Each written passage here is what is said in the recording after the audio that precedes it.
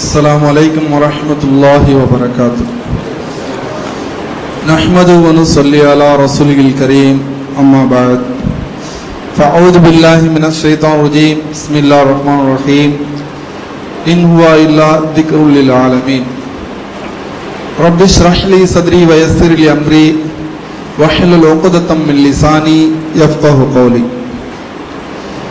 அன்பிற்குரிய சகோதர சகோதரிகளே, பெரியவர்களே, அல்லாஹ் சுப்ஹானஹு வ தஆலா இந்த உலகத்தில் கோடான கோடி உயிரினங்களை உருவாக்கி அதிலும் சிறப்பிற்குரிய உயிரினமாக மனிதனை படைத்து அதிலும் சிறந்தவர்களாக மூமீன்களாக இறையச்சமுள்ளவர்களாக அல்லாஹ் நம்மை ஆக்கியிருக்கின்றான். ஆகவே அந்த வல்ல நாயனுக்கே புகழ் அனைத்தும் உரித்தாகுக. அகில உலகத்துக்கு அருள்கொடை அனுப்பப்பட்ட முஹம்மது நபி ஸல்லல்லாஹு அலைஹி வஸல்லம் அவர்கள் மீதும் அவர்களின் குடும்பத்தார்கள் மீதும் சத்திய சஹாபாக்கள் மீதும் மூமின்களான நம் முன்னோர்கள் மீதும் நம் அனைவர்கள் மீதும் அல்லாஹ்வின் சாந்தியும் சமாதானமும் என்றென்றும் உண்டாகட்டுமாக. அன்பிற்குரிய சகோதரர்களே, சகோதரிகளே, மறுமையின் சிந்தனை ஒவ்வொரு மூமின்களுக்கும் உண்டு. அப்படி இருந்தால்தான் அவன் உண்மையான இறையச்சமுள்ளவனாக வாழ முடியும். இல்லை என்று சொன்னால் அவருடைய வாழ்க்கை அர்த்தமற்றதாக மாறிவிடும். ஆகவேதான் அல்லாஹ் சுப்ஹானஹு வ தஆலா சொல்கின்றார், யா அய்யுஹல்லதீன ஆமனு தக்குல்லாஹ், ஓ ஈமான் கொண்டவர்களே, இத்தகுல்லாஹ், அல்லாஹ்வை பயந்து கொள்ளுங்கள். அந்த பயம் எப்படி இருக்கணும்? ஹக்க துகாத்திஹி, ஹக்கான முறையில் இருக்கணும்.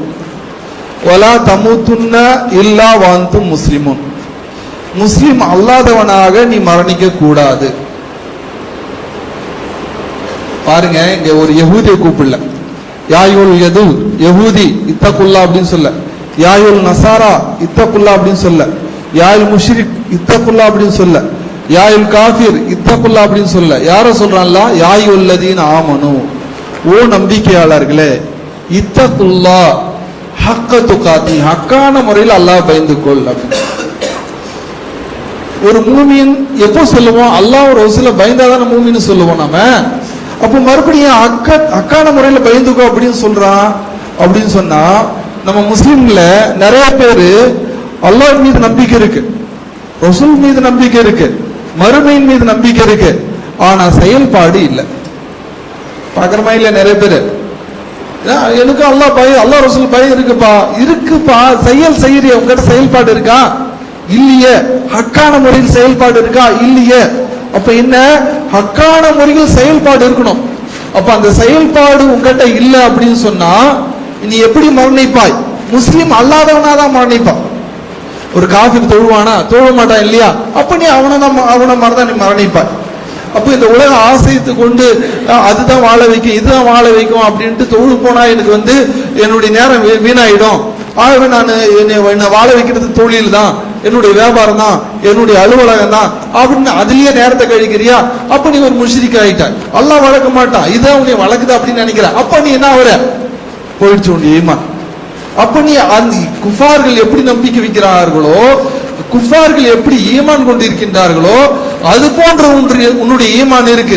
ஆகவே நீ முஸ்லிம் அல்லாதவனாக எப்படி வாழ்கின்றார்களோ அது போலதான் நீ மரணிப்பாய். அல்லாஹ் என்ன சொல்றான் கடைசியில? வலா தமுத்துன்ன இல்லா வஅன்தும் முஸ்லிமூன், முஸ்லிம் அல்லாதவனா மரணிக்காத அப்படின்னு யாருக்கு சொல்றான்? முஸ்லிமுக்கு சொல்றான். யா அய்யுல்லதீன ஆமனு, ஓ நம்பிக்கையாளர்களே, ஹக்க துகாத்திஹி, ஹக்கான முறையில் அல்லாஹ் பயந்து கொள்ளுங்கள். நீ ஹக்கான முறையில் நீ அல்லாஹ் பயந்துக்கல அப்படின்னு சொன்னா வலா தமுத்துன்ன இல்லா வஅன்தும் முஸ்லிமூன், முஸ்லிம் அல்லாதவனா நீ மரணிப்பாய். அப்போ முஸ்லிம் அல்லாதவனை தவிர நீ மரணிக்காத அப்படின்னா என்ன அர்த்தம்? நீ முஸ்லிமா வாழ்ந்தாதான் உனக்கு நீ இஸ்லாமிய முறைப்படி வாழணும். ஒரு தலித் அவன் மரணிக்கும் போது தலித்தா தான் இருக்கான். ஒரு யஹூதி அவன் மரணிக்கும் போது யஹூதியா தான் மரணிக்கிறான். ஒரு நசாரா அவன் மரணிக்கும் போது நசாராவா தான் மரணிக்கிறான். ஒரு பிராமின்ஸ் மரணிக்கும் போது பிராமின்ஸா தான் மரணிக்கிறான். ஆனா ஒரு முஸ்லிம் அவன் முஸ்லிமா வாழ்ந்தாதான் அவன் முஸ்லிமா மரணிப்பான். இந்த வசனத்தின் அடிப்படையில அவன் முஸ்லிமா வாழ்ந்தாதான் அவன் முஸ்லிமா மரணிப்பானே அல்லாமல் பேர் வைப்பதனால முஸ்லீம் ஆயிட முடியாது. ஆகவேதான் அல்லாஹ் இன்னும் தெளிவா சொல்றான், யா அய்யுஹல்லதீன ஆமனு துகுலு ஃபிஸ்ஸில்மி காஃபா. ஓ நம்பிக்கையாளர்களே, ஓ ஈமான் கொண்டவர்களே, இஸ்லாத்துல பரிபூர்ணமா நுழைஞ்சிருங்க அப்படின்றான். உதுகுலு நுழைந்திருங்கள், காஃபா யா அய்யுஹல்லதீன ஆமனு துகுலு யா அய்யுஹல்லதீன ஆமனு துகுலு இஸ்லாமி காஃபா அப்படின்றான். இஸ்லாத்துல பரிபூர்ணமா நுழைஞ்சிருங்க, ஏனோ தானோன்னு இருக்காதீங்க. துக்மினுன பிபாதின் வ தக்ஃபுருன பிபாத். இதை நான் செய்வேன், அதை நான் செய்ய மாட்டேன் அப்படின்னு சொன்ன அப்ப கூட நீ இஸ்லாத்துல இருந்து ரிஜெக்ட் ஆயிடுற, இஸ்லாத்தை விட்டு வெளியேறிடுற. அப்போ இஸ்லாத்துல பரிபூர்ணமா நுழைய வேண்டும், இஸ்லாத்துல உள்ளதே முழுமையா செயல்பட வேண்டும். முடியாது அது வேற விஷயம். லா யுகல்லிஃபுல்லாஹு நஃப்ஸன் இல்லா வஸ்ஆஹா. முடியாத விஷயத்தை அல்லாஹ் நிர்பந்திக்க மாட்டான். ஆனா இது இஸ்லாத்துல தேவையில்லை. இப்ப நிறைய பேர் என்ன பண்றாங்க, கல்யாணம் பண்ணும்போது என்னங்க இதெல்லாம் முடியுமாங்க அப்படின்றாங்க. வியாபாரம் செய்யும் போது இதை பார்த்து செய்யணும்னா, ஆமா இதெல்லாம் முடியுங்க, இஸ்லாத்துல இதெல்லாம் சாத்தியம் இல்லைங்க. அப்ப சாத்தியம் இல்லை அப்படின்னு நினைக்கிற அப்படின்னு சொன்னாவே முடிஞ்சு, இஸ்லாத்தை விட்டு நீ வெளியேறுற. ஆக எந்த அளவுக்கு முடியுமோ அந்த அளவுக்கு அல்லாஹ்வுக்கு பயந்து தன்னை சீர்படுத்திக்கணும். இதை செய்யலாம், அதை செய்ய வேண்டிய அவசியம் இல்லை அப்படின்னு நீ நினைக்கிறேன்னு சொன்னா இஸ்லாத்தை விட்டு வெளியேறு. சரி, இன்னும் சில பேருக்கு எப்படி இருக்காங்க அப்படின்னு சொன்னா, பயான் நல்லா கேட்கிறாங்க, நல்லா ஈமான் அப்படியே இதுவா இருக்கு, போறாங்க, கொஞ்ச நாள் செயல்படுறாங்க, செயல்பட்டு அப்படி ஒரு வாரம் 2 வாரம் அதுக்கப்புறம் பழைய வேலைக்கு திரும்பிடுவாங்க. தொழ மாட்டாங்க, பாபந்தியா இருக்க மாட்டாங்க, அலட்சியமா அப்படி விட்டுருவாங்க. இன்னும் ஏதாச்சும் ஒரு மொழிசை வந்து பயான் கேட்டாரு, ஜுமால கொஞ்ச நேரம் கேட்டாரு, சரி மறுபடியும் என்ன அவருடைய ஈமான் அப்படியே புத்துணர்ச்சியா இருக்கும். அதுக்கப்புறம் என்ன பண்ணுவாரு, மறுபடியும் பழைய வேலை. இவர்களையும் பத்தி அல்லாஹ் சொல்றான், இன்னல்லதீன ஆமனு சும்ம கஃபரு சும்ம ஆமனு சும்ம கஃபரு சும்ம இஸ்தாது. சிலர் இருக்காங்க ஈமான் கொள்றாங்க, நல்லா ஈமானோட இருக்கிறாங்க, அதுக்கப்புறம் சும்மா கஃபர் நிராகரிச்சிடுறாங்க, இறை கட்டளையே நிராகரிக்கின்றார்கள். சும்மா ஆமனு மறுபடியும் ஈமான் வருது, சும்மா கஃபர் மறுபடியும் நிராகரிச்சிடுறாங்க. நீங்களே ஒரு கம்பெனி வச்சிருக்கீங்க அல்லது ஒரு கடை வச்சிருக்கீங்க, ஒரு நாளைக்கு வரான், 2 நாளைக்கு வர்றதில்ல, ஒரு வாரம் வரான், ஒரு மாசம் வர்றதில்ல, ஒரு மாசம் வரான், ஏன்னா வருஷம் முழுக்க வர்றதில்ல. அவனை பார்த்து நீங்க என்ன செய்வீங்க, என்னடா என்னை பார்த்த கேனிய மாதிரி தெரியுதா உனக்கு, ஒரு நாளைக்கு வர்ற 2 நாளைக்கு வர மாட்டேன்ற, ஒரு நாளைக்கு வர்ற 2 நாளைக்கு வர மாட்டேன்ற, நீ வரும்போதெல்லாம் நான் வேலைக்கு வச்சுக்கணுமா, சொல்லுமா இல்லையா? இன்னும் நீ என்னதான் நினைச்சிட்டு இருக்க என்னை பத்தி, என்னை பார்த்தா லூசு மாதிரி தெரியுதா, நீ எப்போ வந்தாலே நான் உன்னை வேலைக்கு வச்சுக்கணுமா, எப்போ வேணாலும் இந்த கம்பெனிக்கு நீ ஊழியனா நான் அங்கீகரிக்கணுமா, நினைப்போமா இல்லையா? நினைப்போம், கழுத்தை பிடிச்சி வெளியே தள்ளிடுவோம் இல்லையா? சாதாரணமா எப்படி நீங்களே கழுத்தை பிடிச்சி இப்படி வெளியே தேடுறீங்கன்னு சொன்னா அல்லாஹ் என்ன சொல்றான் பாருங்க, அந்த குஃப்ரியத்துல அல்லாஹ் அப்படியே விட்டுறான். என்ன இந்த மாதிரி கேலி கிண்டல் நினைச்சுக்கிட்டியா நீனு, வர தொழுகிற விடுற ஈமானோட இருக்கிற, அதுக்கப்புறம் ஈமானுக்கு மாற்றமான செயல்பாடு பண்ற அப்படின்னு சொன்னா, இந்த குஃப்ரியத்தில் உன்னுடைய செயல்பாடு இருக்கணும்னு சொன்னா சும்மஸ்தாத், அந்த குஃப்ரியத்திலேயே அல்லாஹ் அப்படியே விட்டு விடுகின்றான். இப்போ ஒரு கம்பெனில வேலை செய்யறாரு, அவருக்கு எழுத பிடிச்சி வெளியே தள்ளிடுறேன், வேலைக்கு விட்டு வெளியேற்றிடுறீங்க. வெளியேற்றினோன்னா மற்றவங்க சொல்றாங்க, ஏங்க அவங்கள வெளியேற்றிட்டீங்க, உங்களை பார்த்தோன்னா அவர் முதலாளின்னு சொல்றாரு, உன்னை பத்தி வெளியே புகழ்ந்து சொல்லிட்டு இருந்தாரு, அவரை போய் ஏங்க வெளியேற்றிட்டீங்க அப்படின்னு சொன்ன அந்த முதலாளி என்ன செய்வாரு, என்னை வந்து புகழ்றது பெரிய விஷயம் இல்லப்பா, நான் சொல்றத செய்யணும், எனக்கு மரியாதை கொடுக்கறதுனா என்ன, முதலாளி சலாம் அலைக்கும் 1000 சலாம் சொல்றான், அந்த வேலையை செஞ்சுட்டு வாடா, நீங்க பெரிய முதலாளி, நீங்க அந்த முதலாளி இந்த முதலாளி அப்படி சொல்ற, என்னென்ன வேலையை செய்யடா, நீங்க ரொம்ப நல்ல முதலாளி, சலாம் அலைக்கும் சலாம். என்ன சொல்லுவான், ஏண்டா லூசாடா நீ, சொல்லுமா இல்லையா? இப்ப நாம என்ன செய்யறோம்னு சொன்னா அல்லாஹ்வை புகழ்ந்து சொல்றது செய்யறோமே தவிர அல்லாஹ் சொல்லக்கூடிய வேலையை நம்ம செய்யறது இல்லை. அல்லாஹ் எப்படி சொல்றான் பாருங்க, வமா கதருல்லாஹ ஹக்க கதரி, எனக்கு அடியா எப்படி மரியாதை கொடுக்கணுமோ அந்த மாதிரி மரியாதை கொடுக்க மாட்டேன். அல்லாஹ்க்கு மரியாதை கொடுப்பது என்பது என்ன? அல்லாஹ் கிட்ட கட்டளையை செவ்வன செயல்படுத்துவதுதான் அல்லாஹ்வுக்கு கொடுக்கக்கூடிய மரியாதை. என்ன, அல்லாஹ்வை நம்பிட்டு நம்முடைய பாட்டுக்கு நம்முடைய தாத்தோண்டி தன்மை நடக்கிறது இல்லை. ஈமான் ஈமான் என்றால் என்ன? இமாம் அகீதத் தஹாவி சொல்றாங்க, தஸ்தீகுன் பில் லிசான் வ அமலுன் பில் ஜவாரிஹ். நாவால் மொழிவதல்ல இஸ்லாம், உடலால் செயல்படுத்துவதுதான் இஸ்லாம். நாவால் மொழிவது மட்டுமல்லாம உடலால் செயல்படுத்துவது இஸ்லாம், அதுதான் ஈமான். நாவால நானும் முஸ்லிம், நான் முஸ்லீம், இந்த மாதிரி நபிகள் நாயகம் ஸல்லல்லாஹு அலைஹி வஸல்லம் காலத்துல சில பேர் இருந்தாங்க. நாட்டுப்புறத்து அரபிகள் வந்து சொன்னாங்க, காலத்தில் ஆராபு ஆமன்னா, நாங்க மூமின்ங்க அப்படின்னு சொல்றாங்களே இல்லையா? மறுபடி முஸ்லிமான் பா சொல்றாங்களே இல்லையா? நீ முஸ்லிமான் தான். அந்த மாதிரி முஸ்லிமான்கள் அப்பவும் சொன்னாங்க, நானும் மூமின்கள் அப்படின்னு. அதுக்கு அல்லாஹ் வசனத்தை இருக்கான், குல் நபியே நீங்க சொல்லுங்க, லம் துக்மின், நீங்கள் மூமின்கள் இல்லை, வலாக்கின் கூல அஸ்லம்னா, முஸ்லிமின் பேரை வச்சுக்கிட்டோம் அப்படின்னு சொல்லுங்க. அரபி பேரு இஸ்லாமிய பேர்களை வைத்து கொண்டோம் அப்படின்னு சொல்லுங்க. ஏன் அப்படின்னு சொன்னா, வலம்மா யதுகுலுல் ஈமான ஃபீ குலூபிக்கும், உங்களுடைய கல்புல ஈமான் நுழையவில்லை. வாயால சொல்றது என்னப்பா பிரயோஜனம்? உன்னுடைய ஈமான் உள்ள நுழையிலேயே. அப்ப ஈமான் நுழைஞ்சிருந்தா கட்டளையே முழுமையா செயல்பட்டு இருப்பேன். ஆகவே அல்லாஹ் குர்ஆன்ல என்ன தெரியுமா சொல்றான்? அரைத மனித்தபா இலாஹன் ஹவா, தன்னுடைய மனையிச்சியே கடவுளாக ஆக்கி கொண்டானே நபியே, அவனை நீ பார்த்ததுண்டா அப்படின்னு கேட்கலாம். இது என்னங்க? இது சிலையே வழிபடக்கூடாது, ஷிர்கு. ஏன்னா ஒரு கல்லு மண்ணை வழிபடக்கூடாது, ஷிர்கு. மனுஷனை வழிபடக்கூடாது, ஷிர்கு. தரகா போகக்கூடாது, ஷிர்கு.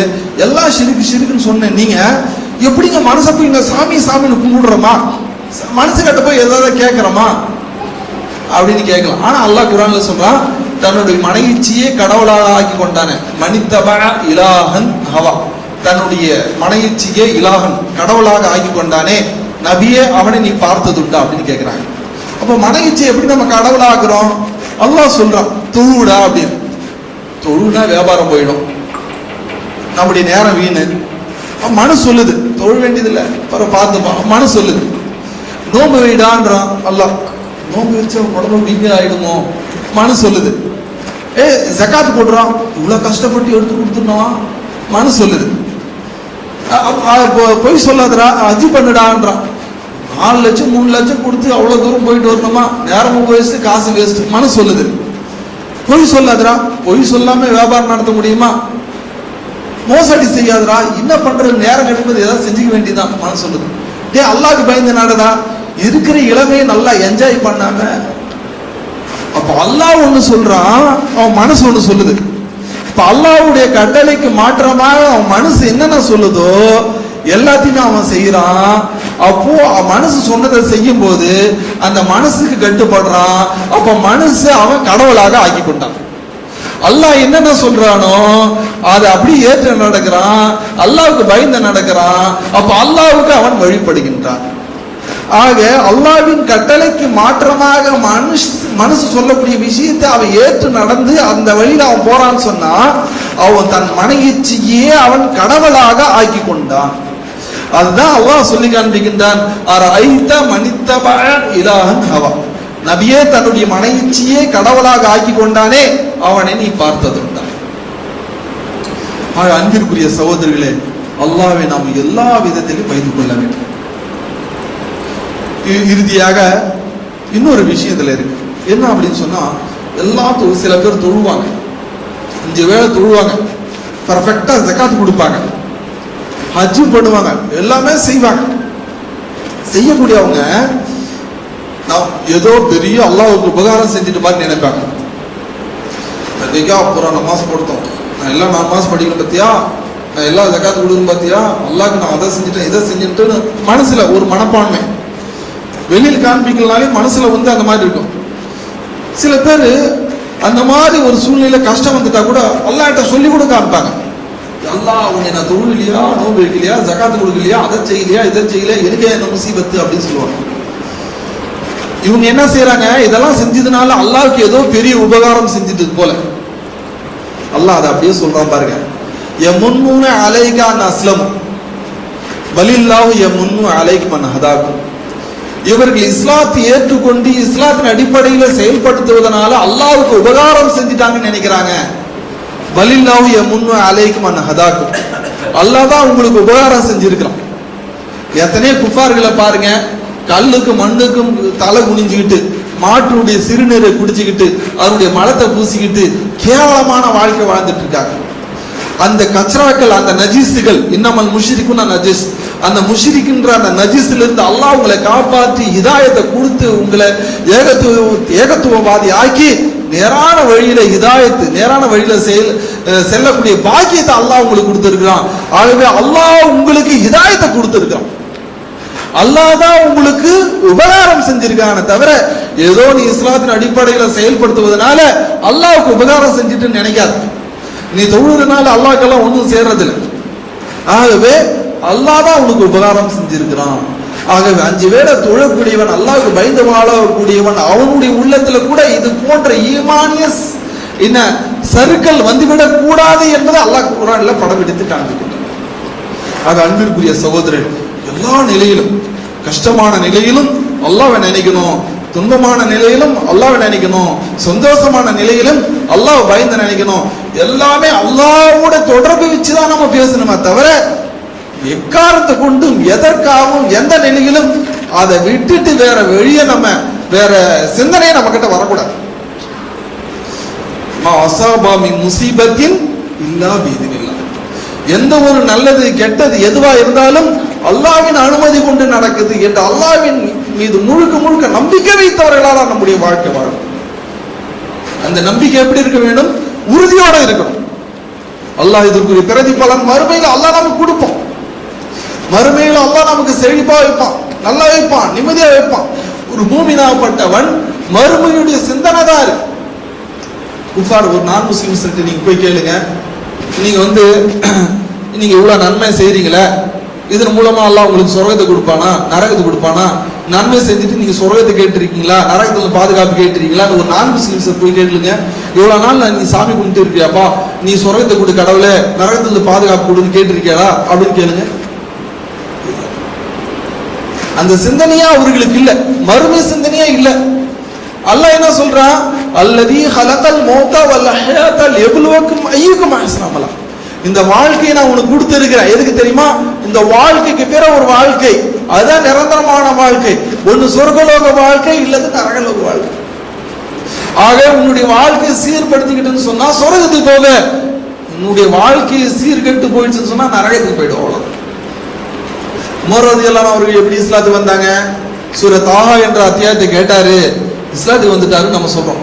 அந்த சூரா தாஹால என்ன வசனம் வருது? நம்ம என்னைக்காச்சும் படிச்சிருக்கிறோமா? சூரா தாஹால அல்லாஹ் சொல்றான், வமன் ஆரலான் திக்ரி, என்னுடைய இந்த உபதேசத்தை யார் நிராகரித்து வாழ்கின்றார்களோ, அல்லாஹ் நிறைய விஷயங்களை அப்படியே சொல்லிட்டு வந்து கடைசியில சொல்றான், என்னுடைய இந்த இறை வசனங்களை யார் நிராகரித்து வாழ்கின்றார்களோ மஈஷத்தன் லன்கா, நெருக்கடியான வாழ்க்கை தான் இருக்கும். மட்டுமல்ல வநஹ்ஷுரு யௌமல் கியாமத்தி அமா, மறுமையிலே அவர்களை நான் குருடனாக எழுப்புவேன். மனு சொல்வானா, ரப்பி லிமா அஷர்தனி, ஆமா என்னுடைய இறைவனே என்னை ஏங்க குருடனா எழுப்புன அப்படின்னு சொல்லும் போது அந்த மனுஷன் அல்லாஹ்ட்ட கேட்கும் போது அல்லாஹ் சொல்லுவானா, கதாலிக்க உனக்கு இவ்வாறு தான் தண்டனை. ஏன் அப்படின்னு சொன்னா, தத்தக்க ஆயாத்துனா, என்னுடைய போதனை உன்னிடம் வரலையா, சீதா நீ மறந்து வாழ்ந்த, உதாசீனப்படுத்த. என்னதான் சொன்னாலும் சரி, எறும்பு மாட்டு மேல மழை பெய்யும் மாதிரி அவன் பாட்டு போயிட்டே இருப்பான். என்னதான் பயான் செஞ்சாலும் சரி, ஜும்மாக்கு பிறகு அசர்ல காணாம போயிடுவான். என்னதான் பயான் பண்ணி என்னதான் நசியத் பண்ணாலும் சரி, ரம்லானுக்கு பிறகு அட்ரஸ் இல்லாம போயிடும். அப்போ ஜும்மாவுடைய தொழுகையாளியும் ரம்லானுடைய தொழுகையாளியும் குறிப்பிட்ட ஒரு காலகட்டத்துக்கு தான் இறை கட்டளை பேணுவது போல நம்முடைய பாவனைகளும் நம்முடைய செயல்பாடுகள் இருக்குன்னு சொன்னா அது முழுமையான ஈமான் இல்லை. எந்நேரமும் அல்லாஹ் பயந்து நடக்கக்கூடிய ஈமானா இருக்கணும். இதை கேட்ட உமர் ரலியல்லாஹு அன்ஹு அவர்கள் அப்படியே சரணடைறாங்க, போய் கலிமா படிக்கிறாங்க. மறுமுடிய அந்த சிந்தனை, ஒரு பயம் அவர்களுக்கு ஏற்பட்டு விட்டது. அப்படியே இஸ்லாத்துக்கு வர்றாங்க, அப்படியே போய் சரணடைறாங்க. பாருங்க மறுமைக்கு எப்படியெல்லாம் சஹாபாக்கள் பயந்தார்கள் அப்படின்னு. ஹம்ஸா ரலியல்லாஹு அவர்களை கொன்ற ஒரு கொடிய மனிதர் யாரு? வஹஷி. வஹஷி என்பவர் ஹம்ஸா ரலியல்லாஹு இஸ்லாத்தை ஏற்றுக்கொண்ட பிறகு மக்காவிலே சஹாபாக்கள் தைரியமா தொழுதாங்க. மக்கால சஹாபாக்கள் தைரியமா தொழுதாங்க. அந்த அளவுக்கு அவருக்கு பேரு அசதுல்லா, அல்லாஹ்வின் சிங்கம் அப்படின்னு. அவர் நபிகள் நாயகம் ஸல்லல்லாஹு அலைஹி வஸல்லம் வழக்கரமா இருந்தார்கள். ஹம்ஸா ரலியல்லாஹு அவர்கள் அவர்களை கொல்வதற்காக இந்தா என்ற பெண்மணி வஹஷியை ரெடி பண்ணி உஹது களத்துல கொண்டு வராங்க. அந்த வஹஷிக்கு சொல்றாங்க, நீ அடிமைத்தனத்திலிருந்து உரிமை விடப்படும், அது மட்டும் இல்ல உனக்கு சொத்து சுகங்கள் எல்லாமே வழங்கப்படும் அப்படின்னு ஆசை வார்த்தை காட்டி அவங்களுக்கு அழைச்சிட்டு வராங்க. அந்த வாஷி என்பவர் அம்பு எய்யக்கூடியவர்களை திறமை வாய்ந்தவர். அப்படி உஹது போருக்கு வராரு. ஹம்ஸா ரலியல்லாஹு அவனுக்கு எதிர்கா நின்று போரிட்டான்னு வச்சுக்க, எவனை ஜெயிச்சது இல்லை. அவரை எதிர்த்தவன் தலை உருளாம இருந்ததில்லை. அந்த மாதிரி வீரமிக்க ஹம்ஸா ரலியல்லாஹு அவர்கள் வாஷி என்பவர் நேருக்கு நேர் எதிர்கொள்ளாம மறைவா இருந்து கத்தி எரிஞ்சு தொப்புளுக்கு கீழே பட்டு ஷஹீதாயிடுறாங்க. ரசூல் ஸல்லல்லாஹு அலைஹி வஸல்லம் ரொம்ப வருத்தப்பட்டாங்க. அதிகமான வருத்தப்பட்ட ஒரு மௌத்து எதுன்னு சொன்னா அது ஹம்ஸா ரலியல்லாஹுடைய மௌத்து. நபிகள் நாயகம் ரொம்ப அழுதாங்க. இது காலம் அப்படியே கிடக்குது. மக்கா வெற்றி வருது. மக்கா வெற்றியில அந்த வாஷி தப்பிச்சு எங்க போயிடுறாரு? தாயிஃப் ஓடிடுறாரு. முகமது என்னை பார்த்த விட மாட்டாரு அப்படின்னு. முகமது நபி என்னை பார்த்த விட மாட்டாரு அப்படின்னு தப்பிச்சு தாயிஃபுக்கு ஓடிடுறாரு. இப்போ மக்காவை சுற்றி எல்லா மக்களும் இஸ்லாத்துக்கு வந்துட்டாங்க. அங்குள்ள சஹாபாக்கள் தாயிஃப்ல போய் தாவா கொடுக்குறாங்க. அங்க வஹஷியை பார்க்குறாங்க. அவருக்கு அழைப்பு பணி செய்யறாங்க. செஞ்சு உடனே முகமது நபி உடைய சிறிய தந்தையை நான் கொண்டிருக்கேன், அவரு எவ்வளவு பெரிய ஆள், அவளை கொண்டிருக்கேன், முகமது என்னை பார்த்தா விடமாட்டாரு, பழி தீர்த்துப்பாரு, உங்களுடைய உயிருக்கு உத்தரவாதம் தரோம் அப்படின்ட்டு அவரை அழைச்சிட்டு வந்து அல்லாஹ்வின் தூதர் முன்னால் நிக்க வைக்கிறாங்க. நிக்க வச்ச உடனே அல்லாஹ்வின் தூதர் அவரை பார்த்த உடனே, அந்த வஹஷி நீதான வஹஷி, என்னுடைய சிறிய தந்தையை கொன்றவன் நீதானே அப்படின்னு சொன்ன உடனே வஹஷி சொல்றாரு, கத கலா மா கலா, அல்லாஹ்வின் தூதர் அவர்களே, உங்களுக்கு செய்தி வந்த அந்த செய்தி சென்று விட்டது, அதற்காக அடியானை குற்றம் பிடிக்காதீர்கள், மன்னிச்சிருங்க அப்படின்றாங்க. நபிகள் நாயகம் ஸல்லல்லாஹு அலைஹி வஸல்லம் கேட்டுட்டு, சரி நீ மன்னிக்கப்பட்டவன், உன்னுடைய தவறை நீ உணர்ந்துட்ட அப்படின்னு சொன்னா இஸ்லாத்துக்கு வர வேண்டியது தானே அப்படின்ட்டு அவருக்கு இஸ்லாமிய அழைப்பு பண்ணி கொடுக்குறாங்க. கொடுத்த உடனே அவர் என்ன சொல்றாரு, நான் இவ்வளவு பாவங்கள்லாம் செஞ்சிருக்கிறேன், அல்லாஹ் இந்த பாவத்தெல்லாம் மன்னிச்சிருவானா அப்படின்னு கேட்கிறாங்க. அல்லாஹ்வின் தூதர்கிட்ட கேட்ட உடனே அல்லாஹ்வின் தூதர் குர்ஆனுடைய வசனத்தை ஓதுறாங்க. இன்னல்லாஹ லா யக்ஃபிரு அன் யுஷ்ரிக பிஹி வ யக்ஃபிரு மா தூன தாலிக். அல்லாஹ் ஷிர்க தான் மன்னிக்க மாட்டான், மற்ற பாவங்களே தான் நாடியவர்களுக்கு மன்னிச்சிருவான் அப்படின்னு. இதை கேட்ட வாஷி சொல்றாரு, இந்த வசனம் எனக்கு திருப்தி இல்லை அப்படின்றாரு. என்னங்க ஆச்சு, ஏன் திருப்தி இல்லை உங்களுக்கு? அல்லாஹ் அந்த வசனத்தில் என்ன சொல்றான், ஷிர்க மன்னிக்க மாட்டேன்றான். ஷிர்க் நான் செய்ய மாட்டேன், இனி என்னுடைய காலத்துல நான் ஷிர்க் செய்ய மாட்டேன், ஆனா மற்ற பாவங்களை தான் நாடியவர்களுக்கு தான் மன்னிப்பேன் அப்படின்றான். நாடாதவர்கள் ஒருவனா நான் இருந்துட்டா பாருங்க அவருக்கு எப்படி மறுமை பயம் வந்துருச்சு பாருங்க. இஸ்லாமிய உணர்வு அவருடைய உள்ளத்துல வந்தவன டக்குன்னு அல்லாஹ் மறுமையில என்னை பிடிச்சிருவானோ, நாடியவர்களுக்கு தான் மன்னிப்பன்றான், நாடாதவர்கள் நான் இருந்துட்டா என்னுடைய நிலைமை என்ன, பயம் வந்துருச்சு. மறுபடியும் அல்லாஹ்வின் தூதர் குர்ஆனுடைய வசனத்தை ஓதுறாங்க. குல் யா இபாதியல்லதீன அஸ்ரஃபு அலா அன்ஃபுஸிஹிம் லா தக்னது மின் ரஹ்மத்தில்லாஹ். நபியே என்னுடைய அடியார்களுக்கு சொல்லுங்க, தனக்குத்தானே தீங்கிழித்துக் கொண்ட என்னுடைய அடியார்களே, அல்லாஹ்வின் அருள் மீது நம்பிக்கை இழக்காதீங்க. அல்லாஹ் இன்னொரு இடத்துல கூட சொல்றான், லா தயஸு மின் ரூஹில்லாஹ் இன்னஹு லா யயஸு மின் ரூஹில்லாஹ் இல்லல் கௌமுல் காஃபிரூன். அல்லாஹ்வின் அருள் மீது நம்பிக்கை இழக்காதீர்கள், அல்லாஹ்வின் அருள் மீது நம்பிக்கை இழக்கக்கூடியவர்கள் யாருன்னு சொன்னா காஃபிர்கள் தான் என்று அல்லாஹ் சுப்ஹானஹு வ தஆலா சொல்லி காண்பிக்கிறான். ஆக குல் யா இபாதியல்லதீன அஸ்ரஃபு அலா அன்ஃபுஸிஹிம் லா தக்னது மின் ரஹ்மத்தில்லாஹ் என்ற அந்த வசனத்தை வஹஷிக்கு ஓதி காண்பிக்கிறாங்க, சொல்லி காண்பிக்கிறாங்க. வஹஷி சொல்றாரு, அல்லாஹ்வின் அருள் மீது நான் முழுக்க நம்பிக்கை வைக்கிறேன் அப்படின்ட்டு கலிமா படிக்கிறாங்க. கலிமா படிச்சு இஸ்லாத்தை ஏற்றுக்கணும். உடனே நபிகள் நாயகம் ஸல்லல்லாஹு அலைஹி வஸல்லம் சொல்றாங்க, வஹஷி உன்னுடைய பாவங்கள் மன்னிக்கப்பட்டது, உன்னுடைய ரத்தம் பாதுகாக்கப்பட்டது, உன்னுடைய உயிர் பாதுகாக்கப்பட்டது. ஆனா நீ ஒரு வேலை செய்யணும். என்ன அந்த வேலைன்னு சொன்னா, என் கண்ணுக்கு முன்னால இருக்காது, ஏன் அப்படின்னு சொன்னா, என்னுடைய சிறிய தந்தை ஹம்சாவை கொலை செஞ்சிருக்கிற, உன்னை பார்க்கும் போதெல்லாம் அந்த காட்சி தான் எனக்கு அடிக்கடி ஞாபகத்துக்கு வருது. நீ போய் எங்கேயாச்சும் மறையோ வாழ்ந்துக்கும் அப்படின்னு, வேற இடத்துல போய் வாழ்ந்துக்கோ அப்படின்னா, மறைவே இல்லை, வேற இடத்துல போய் வாழ்ந்துக்கோ அப்படின்றாங்க. வாஷி ரொம்ப வருத்தப்படுறாரு.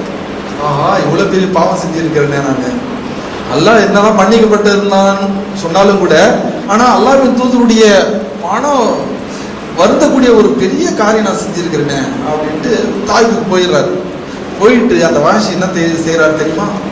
முசைலமத்துல் கத்தாப், தான் நபி என்று வாதிட்டவன் முசைலமா, நபி ஸல்லல்லாஹு அலைஹி வஸல்லம் அவர்களுக்கு எதிராக போர் பிரகடனம் செய்தவன், நபித்துவத்தில் தனக்கு பங்கு உண்டு என்று சொன்னவன், நபி ஸல்லல்லாஹு அலைஹி வஸல்லம் அவர்களுக்கு எதிராக பல வகையான துன்பங்கள், துயரங்கள், தொல்லைகள், இன்னல்கள் கொடுத்த மோசமான ஒரு மனுஷன் யாரு அப்படின்னு சொன்னா முசைலமா. நபிகள் நாயகம் ஸல்லல்லாஹு அலைஹி வஸல்லம் சொல்றாங்க, அந்த முசைலமாவை யார் கொள்கின்றானோ அவருக்கு நான் சொர்க்கத்துக்கு உத்தரவாதம் தரேன் அப்படின்றாங்க நபிகள் நாயகம். அந்த அளவுக்கு மோசமான ஒரு கொடிய மனுஷன் வஹஷி. எந்த ஒரு இது இல்லாம, சலசலப்பு இல்லாம கச்சிதமா போய் வஹஷியுடைய அந்த முசைலமுடைய கதை முடிக்கிறார். முசைலமத்துல் கத்தாப், தான் நபி என்று வாதிட்ட அந்த முசைலமாவுடைய கதையை முடிச்சிடுறாரு. முடிச்சிட்டு சொல்றாரு, அது இதுக்கு பரிகாரம் அப்படின்றாரு. எதுக்கு? எது பரிகாரமா? மார்க்கத்தின் ஒரு உயர்ந்த ஒரு மனிதரை நான் கொலை செய்து விட்டேன், நான் என்னுடைய வாழ்க்கையிலே செய்த மிகப்பெரிய ஒரு தவறு, அதுக்கு பரிகாரமாக இஸ்லாத்துடைய மிகப்பெரிய ஒரு மோசமான கொடிய ஒரு மனிதன், அல்லாஹ்வின் தூதருடைய எதிரி, அவன் நான் பழி தீர்த்து கொண்டேன் அப்படின்றாங்க. ரசூல் ஸல்லல்லாஹு அலைஹி வஸல்லம் சந்தோஷப்படுறாங்க. பாருங்க, இஸ்லாத்தை ஏற்றுக்கொண்ட பிறகு பாருங்க அந்த ஈமானிய குவத்து எப்படி வருது பாருங்க, எந்த அளவுக்கு இஸ்லாத்தின் மீது அவர்களுக்கு நம்பிக்கை வருது பாருங்க. இந்தா என்ற பெண்மணி நம்ம எப்ப கேட்டா கூட நமக்கு என்ன ஆகுது? கோபம் வருது. ஏன்? ஹம்சாவுடைய ஈரல மென்று துப்பி ஒரு மோசமான பெண்மணி. அந்த பெண்மணிக்கும் அல்லாஹ்வின் தூதர் இஸ்லாத்தை சொல்றாங்க. இஸ்லாத்தை ஏற்றுக்கொண்ட பிறகு அந்த அம்மா எப்படி பயந்து வாழ்ந்தாங்கன்னு சொன்னா, ஒரு முறை வந்து அல்லாஹ்வின் தூதர்கிட்ட சொல்றாங்க, அல்லாஹ்வின் தூதரே, எங்க கணவனுடைய ஜோப்ல அவருக்கு தெரியாம கொஞ்சம் காசு எடுத்துக்கிறேன், அல்லாஹ் இதுக்காக என்ன தண்டிச்சிருவானா? பாருங்க மறுமை பயம். இஸ்லாத்தினுடைய மிகப்பெரிய ஒரு மோசமான ஒரு பெண்மணி இஸ்லாத்தை ஏற்றுக்கொண்ட பிறகு அந்த மறுமை பயம் எப்படி வருது பாருங்க. அல்லாஹ் இதை தண்டிச்சிருவானா, குற்றம் பிடிப்பானா அப்படின்னு வந்து அல்லாஹ் ஜாயிஸா அப்படின்னு கேட்கிறாங்க. நபிகள் நாயகம் ஸல்லல்லாஹு அலைஹி வஸல்லம் சொல்றாங்க சிரிச்சிட்டு, உங்களுடைய தேவைக்கு மட்டும் எடுத்துக்கங்க. அவங்க வீட்டுக்காரு அபூ சுஃபியான் வந்து கஞ்சத்தானா, கொஞ்சம் கஞ்சன். இப்ப என்ன பண்ணுவாங்க? தேவைக்கு எடுத்துப்பாங்க. அப்ப சொல்றாங்க, உங்க தேவைக்கு எடுத்துக்கங்க, உங்க வீட்டுக்கார இருந்து எடுக்கிறதுக்கு உங்களுக்கு அனுமதி இருக்கு, தேவையில்லாம வீணு நிறையத்துக்காக எடுக்காதீங்க அப்படின்றாங்க. பாருங்க, அவ்வளவு மோசமான ஒரு பெண்மணி இஸ்லாத்தை ஏற்றுக்கொண்ட பிறகு இந்த சின்ன சின்ன விஷயத்தை கூட அல்லாஹ்வை பயந்து எப்படி வாழ்ந்தாங்க பாருங்க. மறுமை. அப்ப அந்த மறுமை சிந்தனை ஒரு மூமின்ட்ட இருக்குன்னு சொன்னா தன்னுடைய வாழ்க்கையை அவன் சீர்படுத்தணும். இல்ல அப்படின்னு சொன்னா அவன் முஸ்லிமே இல்ல. அன்பிற்குரிய சகோதரிகளை சற்று சிந்தித்து பாருங்க. சூரை யாசின் அல்லாஹ் ஒரு சம்பவத்தை சொல்றான். ஒரு ஊருக்கு அல்லாஹ் சுப்ஹானஹு வ தஆலா 2 நபி அனுப்புறான். அந்த மக்கள் அவ்வளவு மோசமானவர்கள், கேட்கிற மாதிரி தெரியல. அல்லாஹ் என்ன செய்யறான்? ஃபஅஸ்ஸதன பிசாலிசின், இன்னொருத்தரையும் சேர்த்து அனுப்புறான். 3 நபி அனுப்புறான். போய் சொல்லுங்க, அந்த மக்களுக்கு இஸ்லாத்துக்கு சொல்லுங்க அப்படின்னு. இஸ்லாத்துக்கு சொன்னோன்னா அந்த மக்களை துன்புறுத்துறாங்க, கொடுமைப்படுத்துறாங்க, ரொம்ப கஷ்டப்படுத்துறாங்க. அந்த செய்தி அந்த ஊர் முழுக்க அப்படியே பரவுது. ஊருக்கு வெளியே ஒருத்தர் ஆடு மேய்ச்சிட்டு இருந்தார். ஆடு மேய்ச்சிட்டு இருந்த அந்த மனுஷன் ஓடோடி வரார். சரி, யாசில் அல்லாஹ் அப்படியே சொல்லி காமிக்கலாம். வஜா மின் அக்ஸல் மதீனத்தி ரஜுலி யஸ்ஆ, ஊருக்கு வெளியே இருந்த அந்த மனுஷன் ஓடோடி வந்து சொல்றாரு, யா கௌமி இத்தபிஉல் முர்சலீன், என்னுடைய சமுதாயமே இந்த தூதர் சொல்ற பேச்சு கேளுங்களே. மல்லா யஸலுக்கு மஜ்ரா, இவங்க மார்க்கத்தை சொல்றதுனால ஏதாச்சும் கூலி கேட்டாங்களா, 5-10 குர்ரா அப்படின்னு கேட்டாங்களா? இல்லையே. உஹும் முஹ்ததுன், நேரான வழியை தானே உங்களுக்கு எடுத்து சொல்றாங்க. நம்ம எல்லாம் படைத்த அந்த ஏக இறைவனை வணங்காமல் இருப்பதற்கு நமக்கு என்ன நேர்ந்தது? இந்த துனியாவில் எவ்வளவு நாள் வாழ்ந்தாலும் ஒரு நாள் மரணித்து அந்த ரப்பிடம் செல்ல வேண்டியது இருக்கின்றது. மறுமைக்கு நம்ம போய் அந்த அல்லாஹ்ட்ட நம்ம என்ன பதில் சொல்ல போறோம்? அவங்க சொல்றது சத்தியத்தை தானே சொல்றாங்க, உண்மையதானே சொல்றாங்க, நேரான வழியை தானே சொல்றாங்க, சொல்றதை கொஞ்சம் கேளுங்களேன், செயல்படுங்களேன் அப்படின்னு யார் சொல்றா? சாதாரண ஒரு மனிதர் அந்த தூதருக்கு சப்போர்ட் பண்றாரு. அந்த மக்களுடைய கோபம் அந்த மனுஷன் மீது திரும்பி எல்லாரும் சேர்ந்து அடிக்கிறாங்க, அடின்னு அடிக்கிறாங்க. அடிச்ச உடனே ஸ்பாட்லயே மௌத் ஷஹீதாயிட்டாங்க. அல்லாஹ் என்ன செய்யறான்? உடனுக்குடனே சொர்க்கத்தை கொடுக்கும். கையிலத குளிர் ஜன்னா, போ சொர்க்கத்துக்கு அப்படி. சுப்ஹானல்லாஹ், உடனே சொல்றோம். இந்த சொர்க்கத்தை பார்த்த உடனே அவர் சொல்றாரு, யா லைத கௌமி யஅலமூன், ஓ கைசேதமே, இந்த நன்மையே இந்த சமுதாயம் அறிந்திருக்க வேண்டுமே. நான் சொர்க்கத்துக்கு எல்லாம் வந்துட்டேன், மௌத்தாகி வந்துட்டேன், மறுபடியும் போக முடியாத துனியாவுக்கு. இந்த நன்மை இந்த சமுதாயத்துக்கு நான் எப்படிதான் சொல்லுவேன்? பிமா கஃபர லி ரப்பி, நான் செய்த பாவங்கள் எல்லாத்தையும் அல்லாஹ் மன்னிச்சிட்டான். ஆல் சின்ஸ் டெலிட், எல்லா பாவங்கள் மன்னிக்கப்பட்டுச்சு. வஜஅலனி மினல் முக்ரமீன், என்னை சுஹதாக்கள் சாலிஹீன்கள் கனிமான கூட்டத்தில் சேர்த்து அல்லாஹ் எனக்கு உடனே சொர்க்கத்தை கொடுத்தார். சொர்க்கத்துக்கு போனோம்னா கவலைப்படுறாரு. அல்லாஹ் சொல்றான், கவலைப்படாத, கியாமத் நாள் வரை வரக்கூடிய மக்களுக்கு பாடமாக படிப்பினியாக ஒவ்வொரு எழுத்துக்கு 10 நன்மையாக ஆகிறேன்னு சூரிய யாசின்ல இறக்கி நமக்கு சொல்றான் அப்படின்னு சொன்னா யோசனை பண்ணி பாருங்க. இறையச்சம் உள்ளவர்கள் எப்படி அங்க போய் சுகபோகமான வாழ்க்கை வாழ்றாங்க. நீங்க கேட்கலாம், எப்படிங்க அவர் உடனே சொர்க்கத்துக்கு போயிட்டாரு? ஒரு மனுஷன் மௌத்தான பிறகு கபர்ல உறங்க வச்சு அதுக்கப்புறம் தான் மறுமையில எழுப்பு சொர்க்கத்துக்கு கொடுப்பாங்கன்னு சொன்னீங்க. அவர் எப்படி சொர்க்கத்துக்கு போயிட்டாரு? நபிகள் நாயகம் ஸல்லல்லாஹு அலைஹி வஸல்லம் சொல்றாங்க, அல்லாஹ்வின் மீது விசுவாசம் வைத்து, அல்லாஹ் மீது நம்பிக்கை வைத்து, அதனால தன்னுடைய உயிரே அவர் தியாகம் செய்து விடுவார் என்று சொன்னால் அவருடைய ரூஹை ஒரு பச்சை பறவையினுடைய உடல்ல விட்டு அல்லாஹ் உடனே சொர்க்கத்துக்கு அனுப்பிடும். இஸ்லாத்தை செயல்படுத்துவதனால சில இடங்கள்ல நிறைய உயிர் சேதங்கள் ஏற்படுது. அந்த உயிர் சேதங்கள் செயல்படுத்துவதனால உயிர் சேதம் ஏற்பட்டுச்சுன்னா பிரச்சனை இல்லை, அவர் உடனே சொர்க்கத்துக்கு போயிடுறார். அவருடைய ரூஹை ஆத்மாவை பச்சை பறவையுடைய உடல்ல விட்டு அல்லாஹ் உடனே சொர்க்கத்துக்கு அனுப்பிடுறோம். அது உண்ணிட்டு பருகிட்டு என்ஜாய் பண்ணிக்கிட்டு சொர்க்கத்துல கியாமத் நாள் வரைக்கும் என்ஜாய் பண்ணிட்டு இருக்கு. இதோட அல்லாஹ் நிறுத்திடல, இன்னும் சொல்றான் பாருங்க, அல்லாஹ்வின் வழியில ஈமானோடு இருந்து செயல்படுவதன் மூலமா அவர் கொலை செய்யப்படுவார்கள் என்று சொன்னால் அவர்களை மரணித்தவர்கள் என்று சொல்லாதீர்கள். அவர்கள் ஹயாத்தோட இருக்கக்கூடியவர்கள். இந்த ரப்பியும் ரிஸ்குன், தன்னுடைய ரப்பியிடம் அவர்களுக்கு ரிஸ்க் கொடுக்கப்பட்டு கொண்டிருக்கின்றது. அப்ப ஈமானோட உறுதியோடு இருந்து அதனாலேயே அவர் கொலை செய்யப்பட்டு விடுகின்றார், ஷஹீதாக்கப்படுகின்றார் என்று சொன்னால் அவர் கியாமத் நாள் வரை உயிரோடு ஜன்னத்துல சொர்க்கத்துல என்ஜாய் பண்ணிட்டு இருக்கார். பாருங்க, ஈமானோடு உறுதியோடு இருந்து மௌத்தாகக்கூடியவருடைய தரஜா. ஒரு நல்ல அடியார் இருந்தா ஒரு நல்ல அவரும் கேள்வி கேட்கப்பட்டு கபூர்ல 3 கேள்வி கேட்பாங்க. உன்னுடைய ரப்பு யாரு, உன்னுடைய நபி யாரு, உன்னுடைய தீன் என்னன்னு கேள்வி கேட்டு அந்த 3 கேள்விக்கும் அவர் பதில் சொல்லப்படுவார் என்று சொன்னா நல்லா உரையிடுவார். கபூர்ல நல்ல மனுஷனா புது மாப்பிள்ளை மாதிரி தூங்குங்க அப்படின்னு. அவரு எப்படி நல்லா தூங்குவார். எப்படி தூங்குவாரு? அதே சூரிய யாசின்ல வருது. நம்ம போய் வீட்டுல தூங்குறோம், காலையில டக்குன்னு பஜருக்கு எழுப்புறாங்க, இப்பதான் தூங்கின மாதிரி இருக்கு, அதுவே பொழுது எழுந்திருச்சான் அப்படின்னு. இப்பதான் தூங்கின அதுக்கே பொழுது வெடிஞ்சிருச்சு அப்படின்னு நம்ம நினைப்போம் இல்லையா? அதே மாதிரிதான் சூரிய யாசன்லயும் அல்லாஹ் சொல்லி காமிக்கிறான். கபூர்ல அல்லாஹ் உறங்க வச்சிருவான், மறுமையில எழுப்புவான்.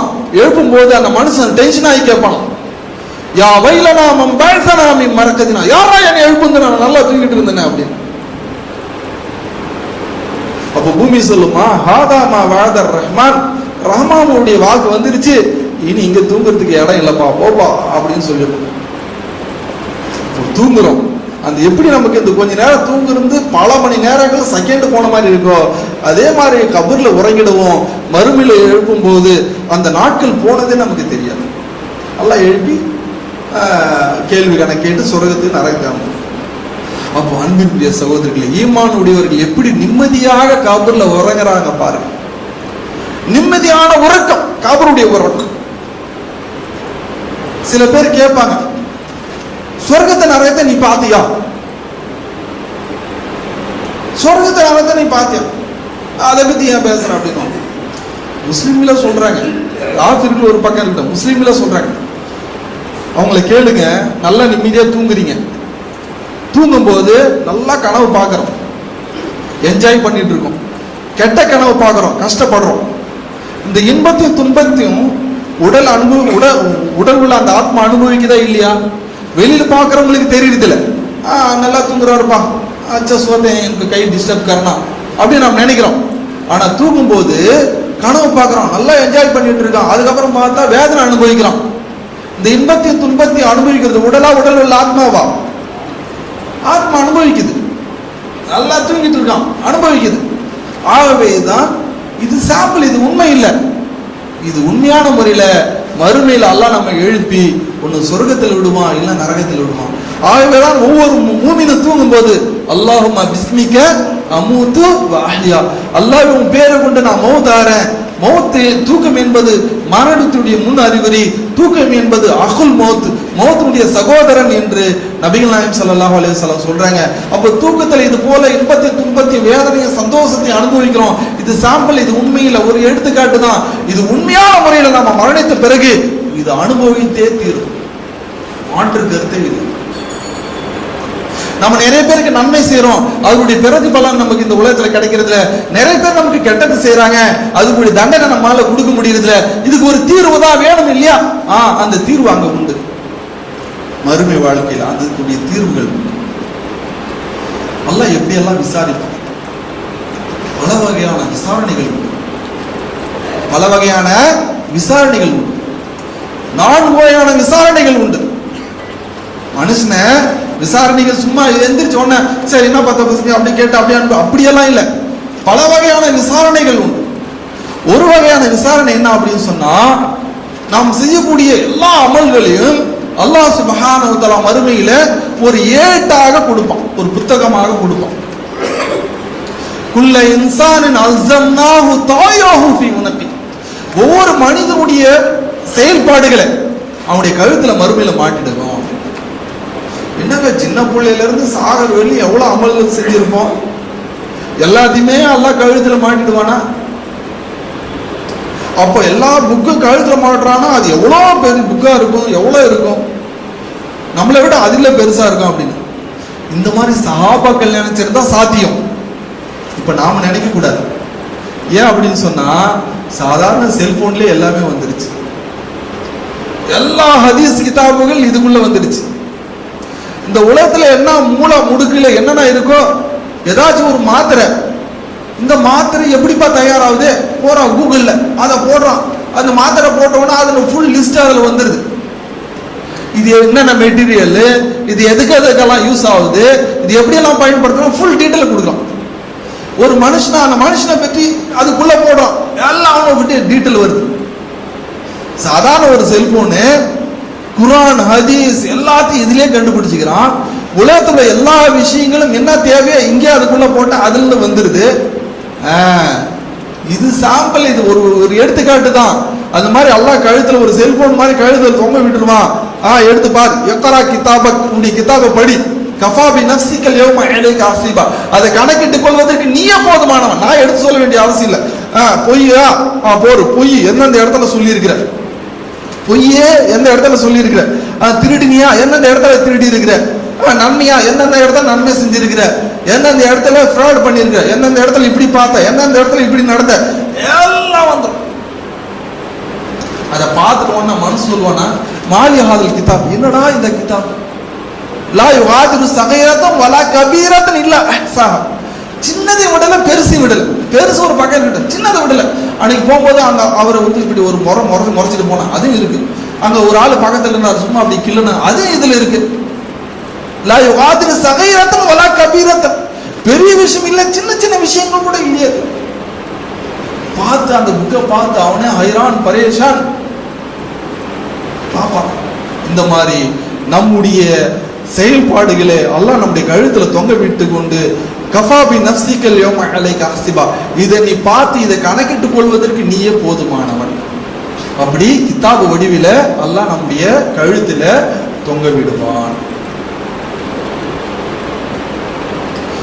இன்னொரு விசாரணை இருக்கு. அது என்ன அப்படின்னு சொன்னா, நம்முடைய அமல்களை எடை போடுறது. அது எப்படிங்க எடை போடுவான்? எவ்வளவு நன்மைகள் செஞ்சிருக்கோம், அது எப்படி எடை போடுவான்? அது எப்படின்னு எடை போட முடியும்? எடை போடுவான். இன்னைக்கு எல்லா பொருளையும் மனுஷன் எடை போடுறான். காத்தை எடை போடுறான், எவ்வளவு காத்து அடிச்சிச்சுன்னு சொல்றான். மழையை எடை போடுறான், எவ்வளவு மழை பெஞ்சுன்னு எடை போடுறான். வெயில் காயுது, வெயில் எவ்வளவு காய்ச்சுன்னு எடை போட்டு சொல்றான், இத்தனை டிகிரி அப்படின்னு. குளிர் இத்தனை டிகிரி குளிர்னு வெயில எடை போட்டு சொல்றான். அவன் எல்லா பொருளையும் மனுஷனுக்கு எடை போடுறான். நான் பேசக்கூடிய பேச்சு கூட எவ்வளவு இதுல பேசுறான் என்பதை எடை போட்டு சொல்றான். இப்ப எல்லா வஸ்துக்களையும் மனுஷன் எடை போடக்கூடிய மனுஷன் இவனுடைய சிற்றறிவுக்கு இவ்வளவு திறமைகள் இருக்குன்னு சொன்னா, அல்லாஹ் மறுமையில நம்முடைய அமலை எடை போட்டு கொடுக்க மாட்டானா? எடை போட்டு நீ என்ன செஞ்சிருக்கிற அதுக்குரிய பிரதிபலனை கொடுப்பான். இன்னொரு வகை, ரெண்டாவது வகை ஆச்சா. மூணாவது வகை என்னது அப்படின்னு சொன்னா, ரொம்ப டேஞ்சர். அது அதுல தப்பிக்கவே முடியாது. நம்ம என்ன அப்படின்னு சொன்னா, நம்ம உடலே பேச விட்டுருவோம். யோம நக்திமாலா ஃபாஹிம், அவனுடைய வாய்க்கு எல்லாம் சீல் வச்சிருவான். நம்ம பேசுறோம் இல்லையா, இந்த பேச்சுக்கு, இந்த பேசக்கூடிய பேச்சுக்கு எல்லாம் சீல் வச்சிருவான் நம்ம பேசக்கூடியது. ஆனா இது என்ன பேசுச்சுன்னா அது பேசும். ஒத்து கல்லிமுன ஐதீகம், அவருடைய கைகள் பேசும், கரங்கள் சாட்சி சொல்லும். உடல் உள்ள எல்லா உறுப்புகளும் என்னென்ன பேசும். காது நான் என்னென்ன கேட்டேன், கண்ணு நான் என்னென்ன பார்த்தேன், உள்ள என்னென்ன சிந்திச்சேன், கால் எங்கெங்க போச்சு, கை என்னென்ன செஞ்சிச்சு, எல்லாமே பேசும். எல்லாம் வாக்குமூலம் கொடுத்துரும். குர்ஆனுடைய வசனம் இது, என் சுயமா சொல்லல, எல்லாம் குர்ஆனுடைய வசனம். இதெல்லாம் வாக்குமூலம் கொடுக்கும். இவனுக்கு எதிரான இந்த உடல், நம்ம இந்த உடலுக்கு தான் நம்ம நல்லா சாப்பிடுறோம், இந்த உடலுக்கு தான் சில நேரங்களில் பொய்யும் புரட்டா செய்யறோம், இந்த உடலுக்கு தான் எல்லாமே செய்யறோம். ஆனா இந்த உடலே நமக்கு எதிரி. இந்த உடலுக்காக நம்ம இவ்வளவு செய்யறோமே, இந்த உடல் நமக்கு சாதகமானது இல்லை, இந்த உடல் நமக்கு எதிரி. தீமைகள் செய்தா, நன்மைகள் செய்தா இந்த உடல் நமக்கு நண்பன். ஆகவே இந்த உடலே நமக்கு எதிரான ஸ்டேட்மெண்ட் மறுமைகளை கொடுக்கும். எல்லா வாக்கு மூலத்தையும் எல்லாம் வாங்கிப்பான். வாங்கின பிறகு சொல்லுவான், வாங்கின பிறகு எல்லாம் கணக்கு வழக்கெல்லாம் முடிஞ்ச பிறகு அப்போ அல்லாஹ் இந்த நாலு மனசு சொல்லுவான் உடலை பார்த்து, லிமா ஷஹீத் மலைனா, நமக்கு எதிராக நீங்க எப்படி சாட்சி சொல்லலாம்? நீ தான் இதை பார்க்கணும்னு ஆசையா இருக்கு, நல்லா இருக்குன்னு சொன்ன, உனக்காக தான் நான் பார்த்தேன். இதை கேட்கணும்னு உன் காது தான் சொல்லிச்சு, உனக்காக தான் நான் இதை செஞ்சேன். இதை சாப்பிடணும்னு உன்னுடைய நாவு தான் சொல்லிச்சு, அல்லது இதை பேசணும்னு உன் நாவு தான் சொல்லிச்சு, அதுக்காக தான் இதை செஞ்சேன். லிமா ஷஹீத் மலைனா, நமக்கு எதிராக நீ எப்படி நீ சாட்சி சொல்லலாம் அப்படின்னு இந்த உடலை பார்த்து மனசு கேட்பானா. அதுக்கு உடல் சொல்லுமா, அந்த கனல்லாஹ், அல்லாஹ் எங்களை பேச வச்சான் சொல்லுனா. அந்த கனல்லாஹ் அல்லது அந்த குல்ல ஷை, எல்லா வஸ்துக்களையும் எந்த ரப்பு பேசுவதற்கு கட்டளையிட்டானோ அதே ரப்பு எங்களையும் பேசும்படி கட்டளையிட்டான். நாங்க சொல்லிட்டோம், அவ்வளவுதான். நீ தான் அல்லாஹ் கண்டுக்க மாட்டான், பார்க்க மாட்டான், அல்லாஹ்க்கு இதுவா நீ நினைச்சிட்டு இருந்தா தவிர எங்க கிட்ட ஒண்ணு இல்லை. அல்லாஹ்வுக்கு நாங்க மாறு செய்ய முடியாது, நீ மாறு செய்யலாமா தவிர நான் மாறு செய்ய முடியாது. எல்லாம் நம்ம அனைவரும் பாதுகாக்கணும். இப்போ நம்முடைய உடல் உள்ள எல்லா உறுப்புகளும் அல்லாட்ட பதில் சொல்லணும். அவ இதுல இருந்து தப்பிக்கவே முடியாது. நம்முடைய கணக்கு வழக்கை நாம பார்த்துக்கலாம். நம்முடைய உடல் உள்ள உறுப்புகள் நமக்கு எதிரான சாட்சி சொல்லும்.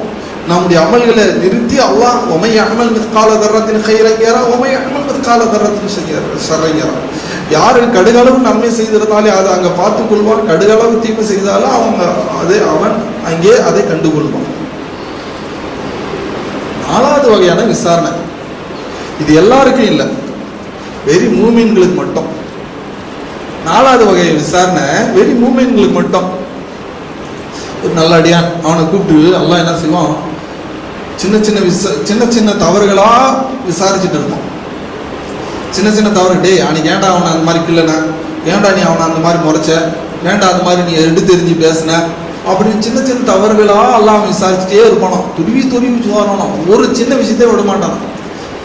விசாரிச்சுட்டு இருக்கும்போது அந்த மனசு நினைப்பானா, எல்லாம் இந்த சின்ன சின்ன விஷயத்தையே இவ்வளவு நோண்டி நோண்டி கேட்கிறானே நான் பெரிய பெரிய விஷயங்கள் எவ்வளவு மோசமானதெல்லாம் செஞ்சிருக்கேன்னா இதெல்லாம் எப்படி கேட்க போறானோ அப்படின்னு அப்படியே கதி கலங்கி பதறி போய் இருந்துட்டு இருப்பானோ. கொஞ்சம் சின்ன சின்ன விஷயங்கள் எல்லா சின்ன விஷயங்களும் விசாரிச்சுட்டு சரி சரி இப்போ விசாரணை முடிஞ்சிருச்சு அப்படின்னு இவனே தாங்க முடியாம அல்லாவே அவ்வளவுதான் முடிஞ்சான். ஆமா முடிஞ்சா நான் அதெல்லாம் கேட்கவே இல்லை நீ அப்படின்னு அல்லா சொல்லுவான் கரெக்டு கேட்கலதான் நானு அதெல்லாம் கேட்கலதான். ஏன் தெரியுமா? இன்னார் ஒரு அடியான் ஒரு தவறு செஞ்சான். அந்த தவறு செய்யும் போது நீ அதை மறைச்சிட்ட, அல்லாவுக்கு பயந்துக்கோ, மறுபடியும் அந்த மாதிரி தவறு செய்யாம. அல்லாஹ் நம்மளை பார்த்துட்டு இருக்கான். நான் அல்லாஹ்கிட்ட நான் போய் பதில் சொல்ல வேண்டியது இருக்கு. அது மனுஷன் தவறு செய்யாம யாரும் இல்லை. ஏதோ தவறு செஞ்சுட்ட நீ என்ன செய்ய, அல்லாஹ்கிட்ட தௌபா செஞ்சு தெரிஞ்சுக்கோ அப்படின்ட்டு அவனை மறைச்சிட்டு அவனை புத்திமதி சொல்லி வாழ விட்டுவான். ஏன்னா ஒரு மனுஷனுடைய மானம் என்பது, அந்த மானத்தை நம்ம பறிப்பது என்பது அல்லாஹ்வுடைய அரசை நடுங்குது. காபத்துல்லாவுக்கு எவ்வளவு கண்ணியமோ அது போல ஒரு மனுஷனுடைய மானத்துடைய கண்ணியம் என்று நபிகள் நாயகம் சொல்றாங்க. அது ஒரு மனுஷனுடைய மானத்தில் விளையாடக்கூடாது. நம்ம எடுத்த உடனே ஒருத்தனை பத்தி ஏதாச்சும் ஒன்று சொல்லி இல்லையா அவனை பத்தி நம்ம என்ன பண்றோம், இழுத்து உரைத்து அவனை பத்தி இல்லாத பொல்லாதெல்லாம் கூட்டி கழிச்சு ஏன்னா ரத்தின்னா ஹத்தின்னு சொல்லிடுறோம் எல்லாத்தையும். அந்த மாதிரிலாம் சொல்லக்கூடாது. ஸோ அந்த மாதிரி ஒரு அடியானை நீ மன்னிச்சு விட்டுட்ட, புத்திமதி சொல்லி விட்ட, நீ மனுஷன் தானே, உன்னுடைய வாழ்க்கையில இந்த மாதிரி நடந்துடுச்சு சில நேரங்கள்ல. அப்போ நானும் அதை மறைச்சிட்டேன். போ, மறைக்கக்கூடியது மன்னிக்கக்கூடியது என்னுடைய தன்மையுடையது. நீ அதை மறைச்சிட்ட, நானும் உன்னை மறைச்சிட்டேன்.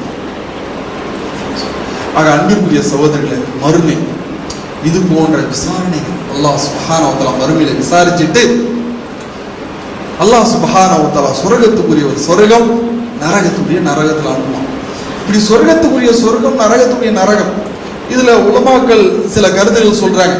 என்ன கருத்துகள் சொல்றாங்க அப்படின்னு சொன்னா, ஊமைகள் இருக்காங்க, மென்டல்கள் இருக்காங்க, இவங்கெல்லாம் எப்படி, இவங்களுக்கெல்லாம் எப்படி விசாரணை செய்யப்படும், அவங்களெல்லாம் மறுமையில அவங்களுக்கு எப்படி அப்படின்னு கேட்பாங்க.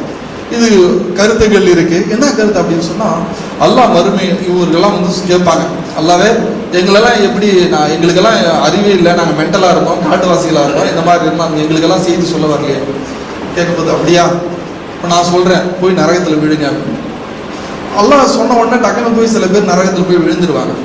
சில பேர் அல்லாவே அங்கதான் போகக்கூடாதுன்னு சொல்றேன், நீ அங்கேயே போய் விழுன்னு சொல்றீங்க எப்படி அப்படின்னு விதண்டாவாதம் பண்ணிட்டு இருப்பாங்க. அல்லாஹ் சொல்லுவா, பார் என்னுடைய கட்டளை கேட்ட உடனே அல்லாஹ் சொல்லிட்டா இதுக்கு மேல வேற என்ன இருக்குன்னு போய் விழுந்துட்டாங்க இல்லையா, அங்க விழல, அவங்க சொர்க்கத்துக்கு போயிட்டாங்க. என்ன அல்லாஹ்வின் கட்டளை நீ நான் சொன்ன பிறகு நீ மறுத்து இங்க விவாதம் பண்ணிட்டு இருக்கு இல்லையா, துனியால நீ இந்த மாதிரிதான் பண்ணிட்டு இருக்க, போட நரகத்துக்கு கழுத பிடிச்சி எல்லாம் நரகத்துக்கு. அன்பிற்குரிய சகோதரிகள், சொர்க்கம், அந்த சொர்க்கம் எப்படிப்பட்டது?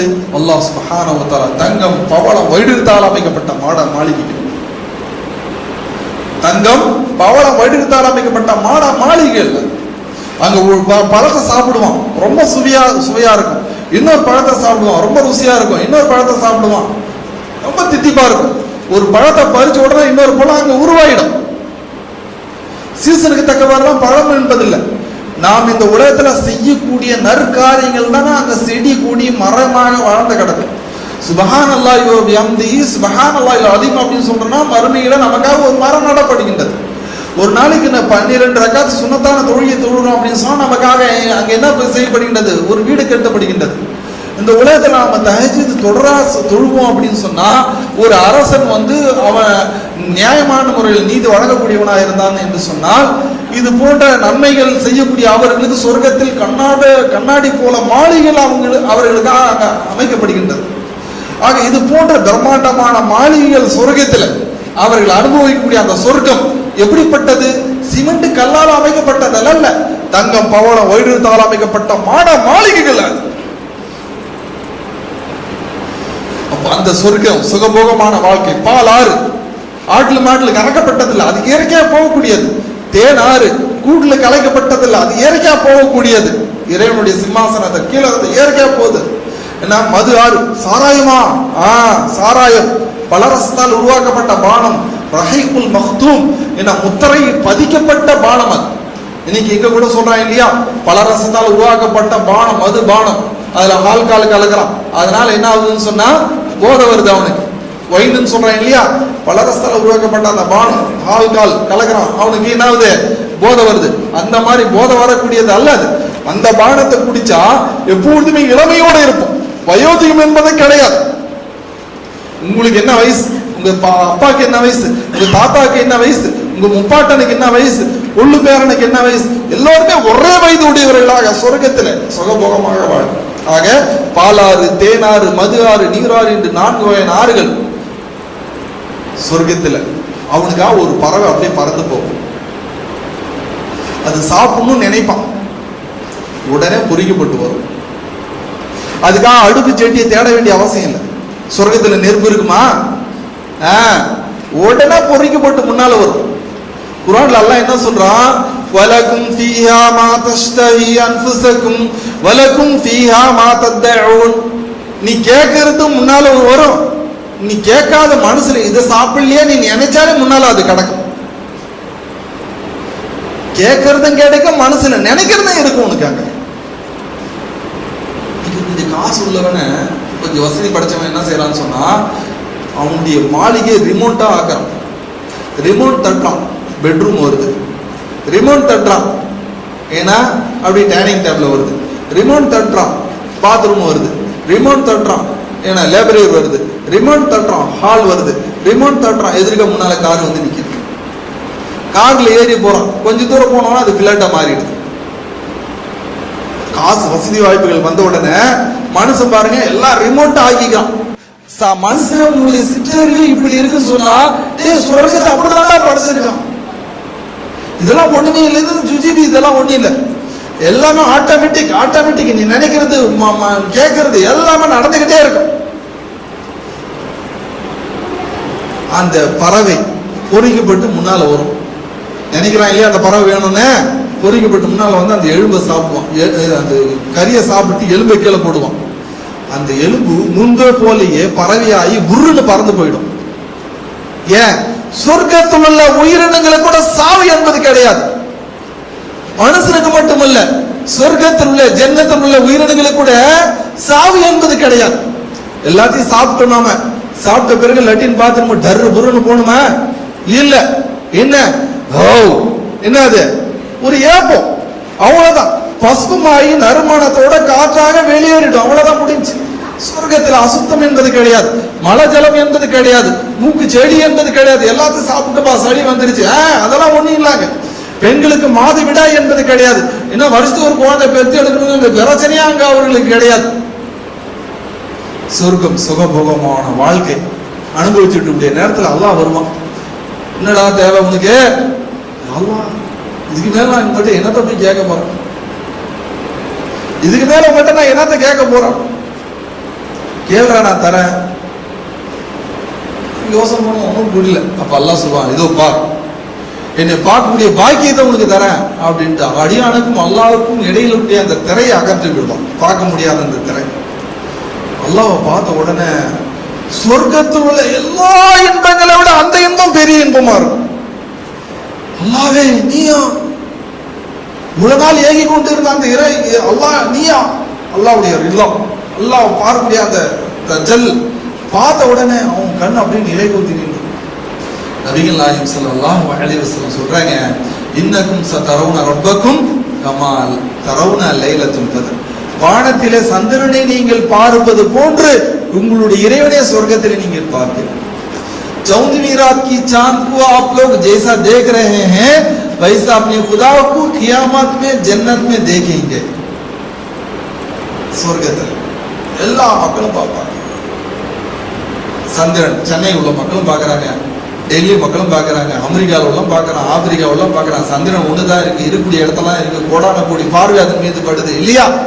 அந்த மாதிரி ரவுண்டா இருக்கான்னு நினைக்காதீங்க.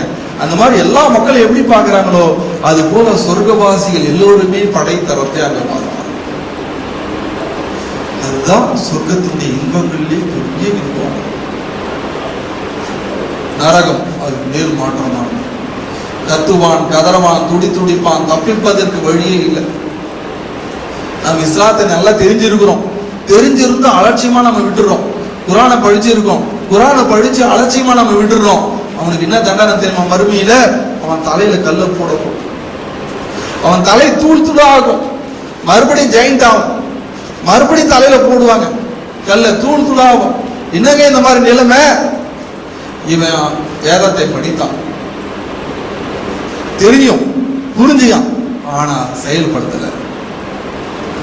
அவன் செயல்படுத்தல. படித்தும் படிக்காதவன் போன்று இந்த உலகத்துல அவன் வாழ்ந்தான். அவன் சிந்திக்கல, எல்லாத்தையும் சிந்திச்சான், இஸ்லாத்துக்கு சிந்திக்கல. இதுதான் அவனுக்கு தண்டனை. இன்னொரு மனுஷன் நரகத்துல பாக்குறாங்க நபிகள் நாயகம் ஸல்லல்லாஹு அலைஹி வஸல்லம். அவனுடைய நாக்கை அவனே பிடிச்சு இழுக்கிறான், அறுக்கிறான், கதறான், பதறான், துடிக்கிறான். மறுபடியும் அந்த நாக்கு ஜெயிண்ட் ஆயிடுது, மறுபடியும் இழுக்கிறான், அவனே அறுத்துக்கிறான். யார் இவன்? இவனா? அல்லாஹ் சுப்ஹானஹு வ தஆலா இவனுக்கு நல்ல நாவ ஆற்றலை கொடுத்திருந்தான். எல்லாத்தையும் பார்த்தான், படிச்சான், சிந்திச்சான், எல்லாம் செஞ்சான். ஆனா இந்த நாவை கொண்டு அல்லாஹ்வை தியானம் செய்யவில்லை, துதிக்கவில்லை, தொழுகவில்லை, தஸ்பீஹ் செய்யவில்லை, குர்ஆன் ஓதவில்லை, தஸ்பீஹ் செய்யவில்லை.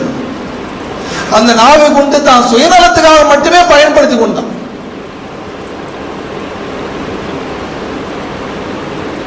இன்னொரு மனுஷனை பாக்குறாங்க நரகத்துல.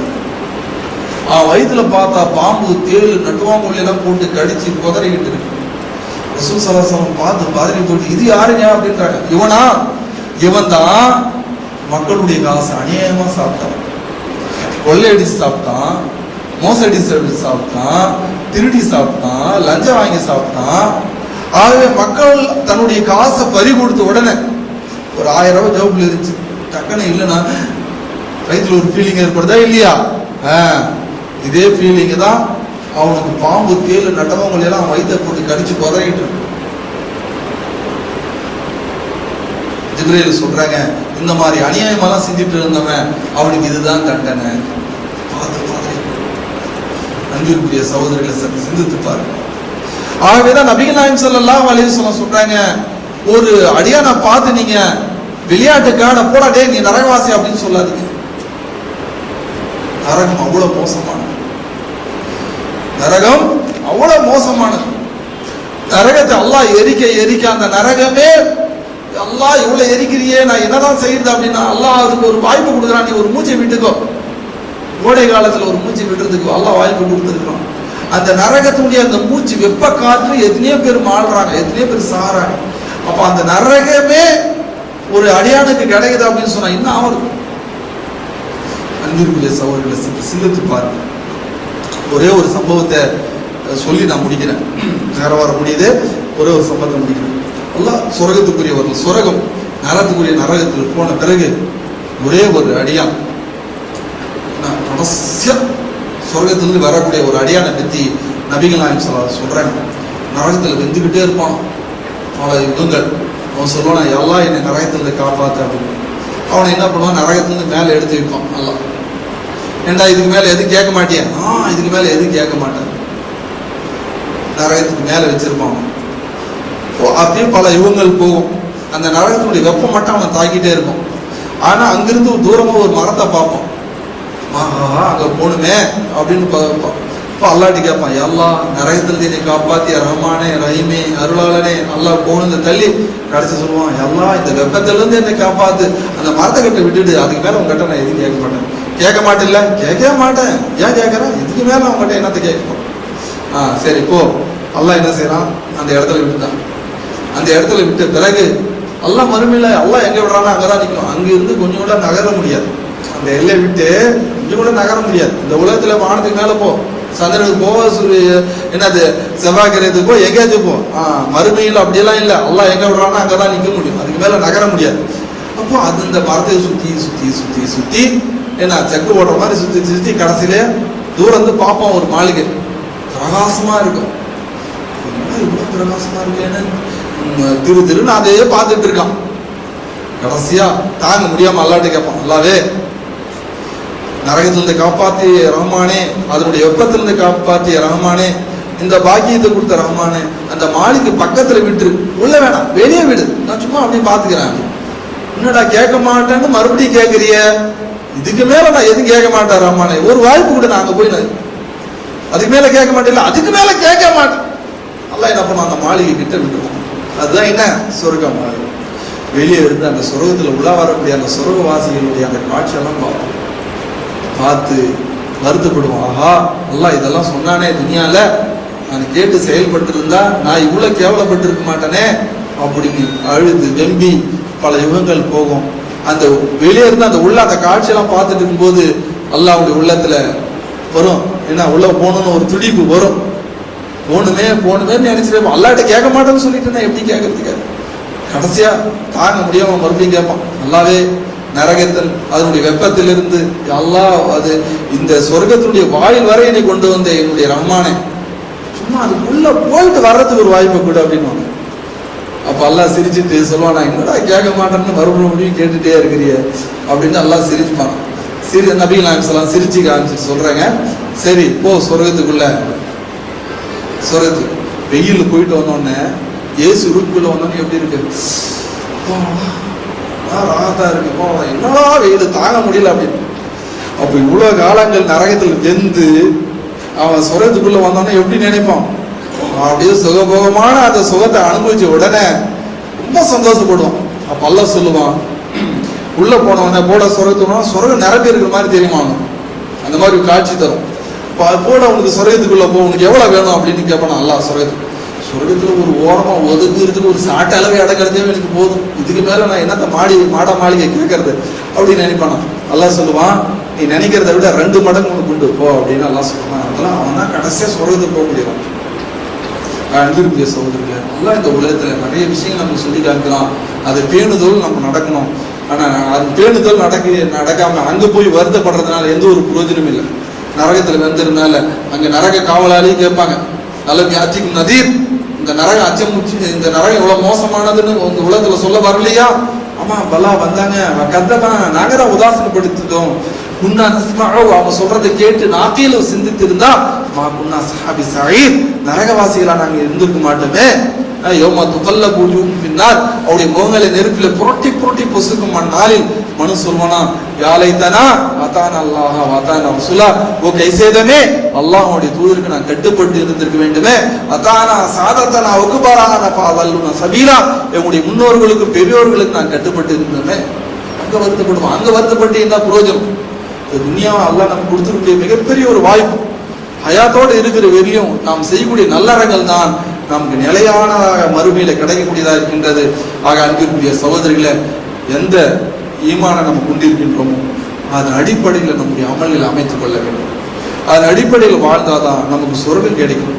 இந்த சொர்க்கத்தில் தான் நம்மளுக்கு பேசிக்கானது. சொர்க்கம் தான் நமக்கு மறு வாழ்க்கை தரக்கூடியது. மறுமையில சொர்க்கத்தில் தான் படைத்த ரப்பே பார்க்கக்கூடிய அந்த பாக்கியம் கிடைக்கும். அந்த ரப்பை பார்க்கக்கூடிய நல்ல பாக்கியசாலிகளாக நாம் ஆக வேண்டும். அல்லாஹ் சுப்ஹானஹு வ தஆலா நம்முடைய அமல்களை வரையும் உறுதியானதாக ஆக்கி அருள் புரிவானாக. நாம் அனைவரும் சொர்க்கத்துக்குரியவர்களாக ஆகிறதுக்கு முயற்சியமாக அல்லாஹ் நம்மையும் நம்முடைய பிள்ளைகளும் நம்முடைய சந்ததிகளும் சொர்க்கத்துக்குரியவர்களாக ஆக்குவானாக. நரக நெருப்பிலிருந்து நம்ம அனைவர்களும் காத்து அருள் புரிவானாக. அல்லாஹ் இம்மையும் மறுமையிலும் அல்லாஹ் நம் அனைவர்களுக்கும் நமக்கும் நம்முடைய பிள்ளைகளுக்கும் நம்முடைய சந்ததிகளுக்கும் வெற்றியை தந்தருவானாக. வாஹிரு தாவானா அல்ஹம்துலில்லாஹி ரப்பில் ஆலமீன். அஸ்ஸலாமு அலைக்கும் வரஹ்மத்துல்லாஹி வபரகாத்துஹு. अस्सलामु अलैकुम वरहमतुल्लाहि वबरकातुहू। मोहतरम हज़रात, पर्दा नशीन ख़वातीन, सबसे पहले हम अल्लाह ताला का शुक्र गुज़ारते हैं कि अल्लाह ताला ने शेख मोहतरम हमारे मौलाना अब्दुल्ला फिरदौसी साहब से बहुत ही अच्छी बातें सुनने की अल्लाह ताला ने हमें तौफीक दी, मौका दिया, और इस पर हम अल्लाह ताला का शुक्र अदा करते हैं और अल्लाह ताला से दुआ करते हैं कि अल्लाह ताला अमल की तौफीक दे और आखिरत की फ़िक्र दे।